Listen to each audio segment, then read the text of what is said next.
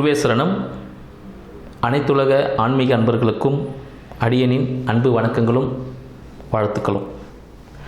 இன்றைய தினம் பார்த்திங்கன்னா, நம்ம தமிழ் புத்தாண்டு அப்படின்னு சொல்லும் போது எல்லாருக்கும் ஒரு மகிழ்ச்சிகரமான ஒரு செய்தி விஷயங்கள்லாம் இருக்கும் அப்படின்னு சொல்லிட்டு.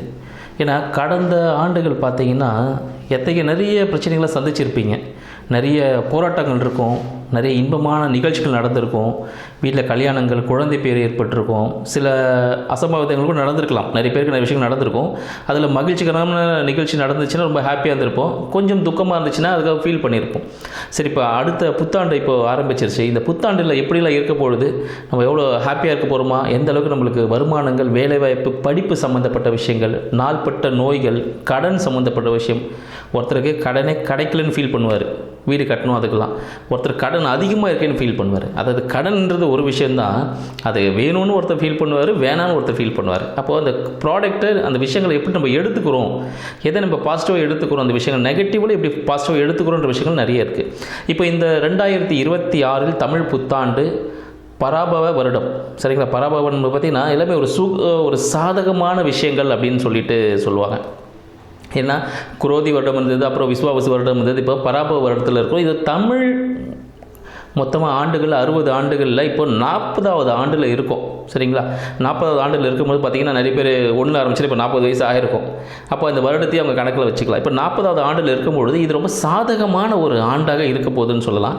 அனைத்து ராசிக்காரர்களுக்கும் யார் யார் எந்தெந்த விஷயத்தில் ஜாக்கிரதையாக இருக்கணும், யாரெல்லாம் சும்மாவே இருந்தாலும் கோடி கோடியாக பணம் கொட்ட போகுது அப்படின்ற விஷயங்கள்லாம் பார்ப்போம். மேலும் பார்த்திங்கன்னா இந்த ஆண்டில் தமிழ் புத்தாண்டு தமிழ் சித்திரை பௌர்ணமி, சரிங்களா? பௌர்ணமி தினம், அந்த நேரத்தில் சித்திரை நட்சத்திரம் கூடிய, எப்போவுமே எல்லா தமிழ் மாதத்துலேயும் ஒரு நட்சத்திரம் இருக்கும், அது கூட அந்த பௌர்ணமி வரும்பொழுது ரொம்ப பிரகாசமான விஷயங்கள்லாம் இருக்கும். இந்த ஆண்டு வரக்கூடிய சித்ரா பௌர்ணமி மிகவும் பிரகாசமான விஷயங்கள். நிறைய கோவில் குளங்களில் நிறைய பார்த்திங்கன்னா திருமணம் சம்மந்தப்பட்ட விஷயங்கள், கடவுளுக்கெல்லாம் நடக்க ஆரம்பிச்சிடும். முருகன், தெய்வயானை, சரிங்களா? ஸோ இந்த திருமணம் நடக்கும். சிவன், பார்வதி சம்மந்தப்பட்ட தெய்வங்கள். ஸோ இவங்களுக்கு திருமண கோலங்களில் நீங்கள் பார்க்கறதுக்கான வாய்ப்புகள் அதிகமாக உண்டு. செல்வ செழிப்புக்கான வளம் அதிகமாக பெருகும். மழைக்கான விஷயங்கள் நிறைய வர்றதுக்கான வாய்ப்புகள் உண்டு. ரத்தினங்கள், தங்கம், வெள்ளி சம்பந்தப்பட்ட விஷயங்கள் உச்சத்தை எட்டக்கூடிய, புதிய உச்சத்தை எட்டக்கூடிய ஒரு அமைப்பாகவும் இந்த ஆண்டு விலக போகுதுன்னு சொல்லலாம். மேலும் பார்த்திங்கன்னா இந்த காலகட்டத்தில் எப்படி இருக்க போகுதுன்னு பார்த்திங்கன்னா, இந்த அயல்நாட்டு போர்கள் ஆல்ரெடி நடந்துகிட்ருக்கு. இதெல்லாம் ஒரு உச்சத்தை எட்டும். யார் பெரியவன் அப்படின்னு சொல்லிட்டு அந்த நிலைநாட்டக்கூடிய அந்த ஸ்டேஜுக்கு போகிற அளவுக்கான ஒரு பெரிய போர்கள் இன்னும் அதிகமாக நடக்கிறதுக்கான வாய்ப்புகள் உண்டு. மழை பார்த்திங்கன்னா, மழை விஷயம் சொல்லும் போது பார்த்திங்கன்னா நல்ல மழை இருக்கும், சரிங்களா? ஆண்டின் துவக்கத்தில் பார்த்திங்கன்னா நல்ல மழை பெய்யறதுக்கான வாய்ப்புகள் உண்டு. ஆண்டின் இறுதியிலும் நல்ல மழை பெய்யும். அப்போ என்ன ஆகும் பார்த்திங்கன்னா, பயிர்கள் நல்லா வளர்த்துக்கான வாய்ப்புகள் உண்டு. மாடுகள், சரிங்களா, நீங்கள் வளர்க்கக்கூடிய அந்த விலங்குகளை பார்த்திங்கன்னா நல்லா வளரும், நல்ல மாடு நல்ல பால் கொடுக்கும் விஷயங்கள் உண்டு. மேலும் பார்த்திங்கன்னா அதிக மழை காரணமாக பயிர் நாசங்களும் ஏற்பட வாய்ப்புகள் உண்டு, ஓகேங்களா? ஏன்னா மழை பெஞ்சுன்னா ஓகே தான், ஹெவியாக பெய்யும் போது அந்த பயிர் நாசம் ஏற்பட வாய்ப்புகள் உண்டு. ஸோ அப்போ அந்த வாய்க்கால் நீங்கள் வரப்புலாம் கொஞ்சம் சரி பண்ணுறதுக்கான விஷயங்கள்லாம் ரெடி பண்ணி வச்சுக்கோங்க. ஏன்னா வந்துட்ட பிறகு ஏமாந்துச்சு ஃபீல் பண்ணக்கூடாது. இப்போவே அந்த பிளான் பண்ணிட்டீங்கன்னா அந்த விஷயங்கள்லாம் பார்த்துங்க. ஆடை அணிகலன்களின் விலை ஏற்றம் அதிகமாக இருக்கிறதுக்கான வாய்ப்புகள் உண்டு. தங்கம் விலை இன்னும் புதிய உச்சத்தை ஏற்றுவதற்கான வாய்ப்புகள் உண்டு. புதிய தொழில் முதலீடுகள் இந்தியாவில் வர்றதுக்கான வாய்ப்புகள் உண்டு.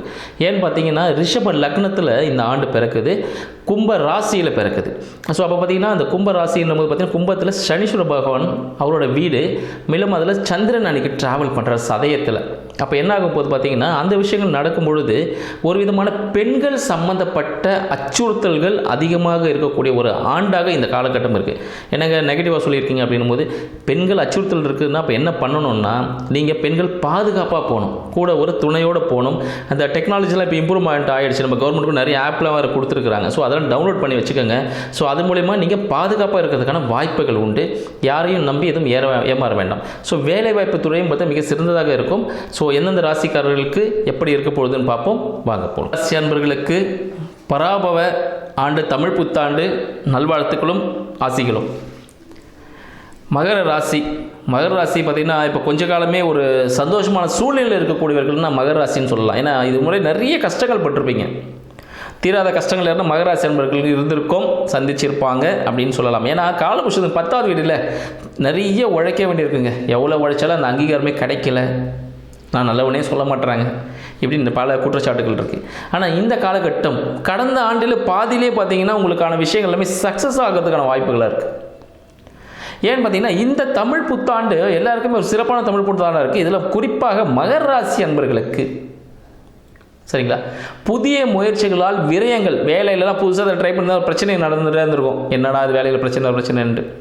இதுவே இவர் வெளியூர் வெளிநாடு சம்மந்தப்பட்ட விஷயங்களில் ஈடுபட்டார்னா, இல்லை உங்கள் கம்பெனி பெரிய இன்வெஸ்ட்மெண்ட் பண்ணுறாங்க, அதுக்கான பிளான் கொடுக்குறீங்க அப்படின்னா, அந்த மீட்டிங் நீங்கள் கலந்துக்கிறீங்கன்னா, உங்கள் கம்பெனிக்காக நீ வெளியூர் வெளிநாடு போனீங்கன்னா நீங்கள் தான் அந்த கம்பெனியில் அடுத்து சீஃப் ஆகிறதுக்கான வாய்ப்புகள் உண்டு. அப்போ எதை செய்யணும் எதை செய்யக்கூடாதுன்னு இருக்குல்ல. வேலை மாற்றம் ஏற்படுவதற்கான வாய்ப்புகள் இந்த காலகட்டத்தில் மகர ராசி அன்பர்களுக்கு இருக்குன்னு சொல்லலாம். ஒரு சிறந்த ஒரு நிறுவனத்தில் ஒரு நல்ல பொசிஷனில் வெளியூர் வெளிநாடு சார்ந்த ஒரு கம்பெனிகளில் சேர்வதற்கான வாய்ப்புகள் அதிகமாக இருக்குது. ஸோ பாஸ்போர்ட் விசாலாம் ரெடி பண்ணிவிடுங்க, இருந்துச்சுன்னா ரொம்ப சந்தோஷம். இந்த காலகட்டம் அதுக்கு சிறப்பான ஒரு காலகட்டமாக இருக்குதுன்னு சொல்லலாம். மேலும் பார்த்தீங்கன்னா அந்த குரு பயிற்சிக்கு அப்புறமா சரிங்களா, குரு பயிற்சிக்கு அப்புறமா பார்த்தீங்கன்னா உங்களோட 12ஆம் பாவத்தை குரு பார்க்குறாரு. அப்போ என்ன விஷயங்கள் நடக்கும்? 12ஆம் பாவத்தை குரு பகவான் பார்க்கும் பொழுது ஒரு பெரிய இன்வெஸ்ட்மெண்ட் நீங்கள் பண்ணுறதுக்கான வாய்ப்புகள் உண்டு. எதிர்பாராத வருமானம் வருவதற்கான ஒரு காலகட்டமாகவும் இருக்கும். எதிர்பாராத வருமானம் கண்டிப்பாக வருவதற்கான ஒரு காலகட்டம். உங்கள் வாழ்க்கை துணையின் மூலமாக ஒரு ஹியூஜ் அமௌண்ட், வாழ்க்கை துணையமாக ஒரு சொத்து வருவதற்கான பண வரவுகள், நகை வருவதற்கான வாய்ப்புகள் உண்டு. வண்டி வாகனம் சேர்க்கை ஏற்படுவதற்கான வாய்ப்புகளும் உண்டு. புதுசாக வண்டி வாகனம் வாங்கலாமா? சூப்பராக வாங்கலாம். சரிங்களா, அந்த வண்டி வாகனம் ஏன்னு ஆரம்பிக்கக்கூட வண்டியாக வேண்டாம். சரிங்களா, ஒன்றுன்னு இருக்கக்கூடிய அந்த நியூமராலஜி வரும் பார்த்தீங்களா. அப்போ வீட்டோட புது வீடு வாங்க போகிறீங்க, அங்கே ஒன்றுன்னு வந்துச்சுன்னா அதை வாங்க வேண்டாம். அதெல்லாம் தங்களுக்கு பிரச்சனையை கொடுக்கக்கூடிய ஒரு விஷயமா இருக்கிறதுக்கான வாய்ப்புகள் உண்டு. ஆனால் அது போல் வீடு தான் அமையும். நீங்கள் வண்டி வாங்கினீங்கன்னா வண்டி நம்பர் அப்படி வந்து அமைக்கிறதுக்கான வாய்ப்புகள் உண்டு. அதனால் வண்டி நம்பரை கொஞ்சம் செலக்ட் பண்ணி வாங்கிக்கோங்க. வீடு வாங்கினீங்கன்னா வீட்டோட நம்பர் அந்த ஒன்றுன்னு முடியக்கூடாது, நியூமராலஜியில் அது பார்த்துருங்க. அது போல் இருந்துச்சுன்னா அதை அவாய்ட் பண்ணிக்கிறது. அது ஒன்றுனா வெறும் 1 13 இருக்குது, அது 13 நம்பர். அப்போ 1 வந்துச்சுன்னு இல்லை, அதை கூட்டினா 4 ராகு பகவான் வந்துடுவார். அப்போ சிறப்பாக இருக்கும். சரிங்களா, ஸோ அது போல் இப்போ 3 வந்துச்சுன்னா குரு பகவான் வந்துடுவார், 2னா சந்திரன் வந்துடுவார். அப்போ அந்த 1ன்னு வரக்கூடிய விஷயத்தை மட்டும் கொஞ்சம் அவாய்ட் பண்ணுறது ரொம்ப சிறப்பானது விஷயமாக இருக்கும் மகராசி அன்பர்களுக்கு. மேலும் மகராசிக்காரர்களுக்கு இந்த குரு பயிற்சிக்கு அப்புறமா அவங்க ராசியை குரு பகவான் பார்க்கறதுனால ஒரு சுப விரயங்கள் ஏற்பட போகுதுன்னு சொல்லலாம். கல்யாணம் ஆக போகுது, வீடு கட்டுறதுக்காக ஒரு சுப விரயம் ஏற்படுவதற்கான வாய்ப்புகள் அதிகமாக இருக்குது. புதிய முயற்சிகள், வாழ்க்கை துணையின் மூலமாக புதிய முயற்சிகள் உங்களுக்கு சக்ஸஸ் கொடுக்கும். இவ்வளோ நாள் புதிய முயற்சியில் ஒரு தோய்வாக போயிட்டுருக்கும், ஒரு இஎன்டி பிரச்சனை கூட இருந்திருக்கும், காது சம்மந்தப்பட்டத்தில் ஷோல்டர் பெயின், சில பேர் கைகள் கூட உடஞ்சிருக்கலாம். அது எல்லாத்துக்கும் ஒரு தீர்வு கிடைக்கக்கூடிய சரியாகக்கூடிய காலகட்டமாக இந்த பராபவ ஆண்டு உங்களுக்கு திகழப்போகுதுன்னு சொல்லலாம்.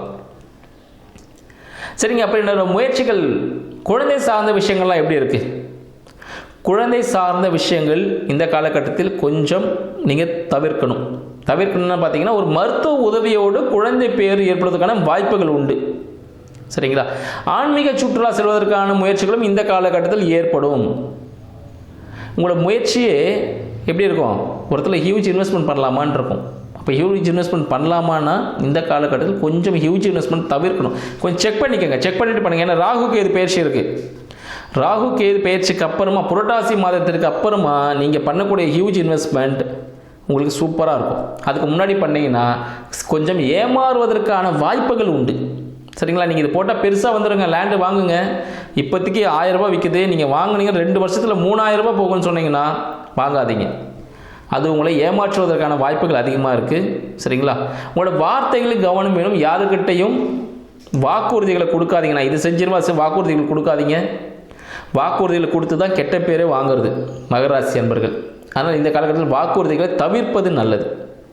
அந்நிய நண்பர்களால், அந்நிய மொழி பேசும் அன்பர்களால் தங்களுக்கு வாழ்வில் ஒரு வெற்றி பாதை கிட்டும். இந்த காலகட்டத்தில் தங்கள் திருமணம் பார்த்திங்கன்னா மகராசி அன்பர்களுக்கு வேற்று மதம் வேற்று இனம் உரிய மணமகன் அமைவதற்கான வாய்ப்புகள் உண்டு. இந்த காலகட்டத்தில் தொழில் சார்ந்த விஷயங்களில் ஒரு விதமான சிக்கல்கள் ஏற்படும். சிக்கல்கள் பார்த்தீங்கன்னா புதிய தொழில் ஆரம்பிச்சிங்கன்னா அது உச்சத்தில் இருக்கும், உங்களால் அதை மெயின்டைன் பண்ண முடியாது. புரியுதுங்களா? ஏன்னா நீங்கள் வந்து பார்த்தீங்கன்னா ஒரு தொழிலில் ஒரு பண்ணிகிட்டு இருக்கீங்க அப்படின்னா அது செய்யக்கூடிய அந்த கெப்பாசிட்டி நம்மளுக்கு வேணும். ஒரு 10 பேர் 20 பேர் நம்ம மெயின்டைன் பண்ணலாம். ஒரு 50 பேர் இருக்கிற இடத்துல நம்ம மெயின்டைன் பண்ணுறது அங்கே ஒரு மேனேஜரை வச்சாகணும். ஒரு மேனேஜர் வச்சு அவர் தான் பார்த்துட்டு இருப்பார். நம்ம இந்த மேனேஜர் கூட டீலிங் பண்ணிக்கலாம். சரிங்களா? ஏன்னா இயந்திரம் பார்த்து ஒரு கார் கம்பெனியாகவே இருந்துச்சுன்னா அந்த ஓனர் கார் தயாரிக்க மாட்டார். அதுக்கான டெக்னீஷியன்ஸ் எல்லாம் வச்சுருப்பார். எல்லாம் ஹைலி குவாலிஃபைடாக இருப்பாங்க. அவங்க ஒரு பாட்டாக தயாரிச்சுட்டு வருவாங்க. கடைசி அந்த பிராண்டு வரும்போது இவருக்கு தான் அந்த பேரும் புகழும் கிடைக்கும். ஸோ அதுபோல் மகர ராசி அன்பர்கள் தொழில் நிறுவனத்தில் ஒரு புதிய முதலாகக்கூடிய ஒரு வாய்ப்பாக இந்த காலகட்டம் இருக்குது. ஸோ உங்களோட பிரான்ச்சஸ் எப்படிலாம் டெவலப் பண்ணலாம், எப்படிலாம் செய்யலாம், வெளியூர் வெளிநாடுகளுக்கு உங்களோட பிரான்ச்சஸை உங்கள் பொருட்களை கொண்டு போகிறதுன்னு பாருங்கள். அதன் மூலமாக ஒரு உச்சத்தை எட்டக்கூடிய காலகட்டமாக இந்த காலகட்டம் திகழப் போகிறது. நன்றி, வாழ்த்துக்கள்.